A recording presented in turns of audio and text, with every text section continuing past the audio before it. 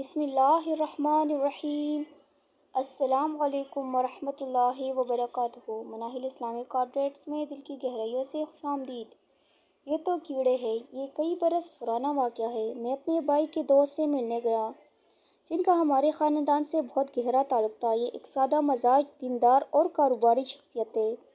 اتفاق سے اس وقت کراچی کے سابقہ میئر عبدالستار افغانی مرحوم ان سے ملنے آئے ہوئے تھے۔ ہمارے دوست مجھے دیکھ کر بہت خوش ہوئے اور بہت بڑے جوش و جذبے سے میرا تعارف افغانی صاحب سے کرانے لگے۔ اس تعارف کا ایک جملہ مجھے نہیں بھولتا جو اس طرح تھا: یہ تو کیڑے ہیں۔ یہ بظاہر ایک بڑے آدمی کے سامنے میری بے عزتی تھی، مگر در حقیقت یہ میری تعریف تھی۔ ہمارے دوست دراصل میری علمی ذوق کو بیان کرنا چاہ رہے تھے۔ اس کے لیے جو تعبیر انہوں نے اختیار کی وہ کتابی کیڑے کی تھی، اور شدت و جذبات میں اس تعبیر سے کتابی کا لفظ رہ گیا۔ یوں جملہ یہ ادا ہوا کہ یہ تو کیڑے ہیں۔ چنانچہ ان کی اس بات میں نے کوئی برا نہیں مانا، اور افغانی صاحب بھی بغیر کسی وضاحت کے سمجھ گئے کہ وہ کیا کہنا چاہ رہے تھے۔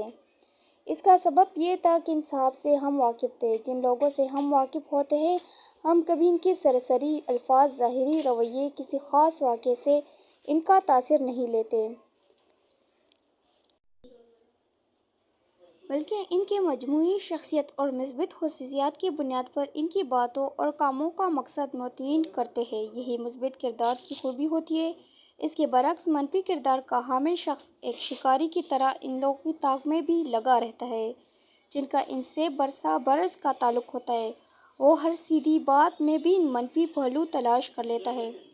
جہاں دو آراء قائم کی جا سکتی ہیں وہاں ہمیشہ منفی چیز دیکھتا ہے، اور بالفرض کوئی یہ تو کیڑے ہیں جیسی بات سامنے آ جائے تو پوری قوت سے سامنے والے پر حملہ آور ہو جاتے ہیں۔ پھر وہ تعلق خاطر کی ہر جہت کو کونے میں رکھ کر اپنا بدلہ چکاتا ہے، اور یوں انسانی تعلقات خراب ہو جاتے ہیں۔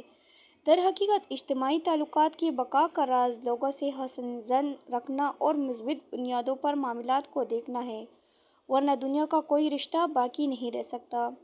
ویڈیو اچھی لگے تو چینل کو سبسکرائب ضرور کیجیے گا، اور اس ویڈیو کو زیادہ سے زیادہ شیئر بھی کیجیے گا۔ شکریہ۔ اللہ حافظ۔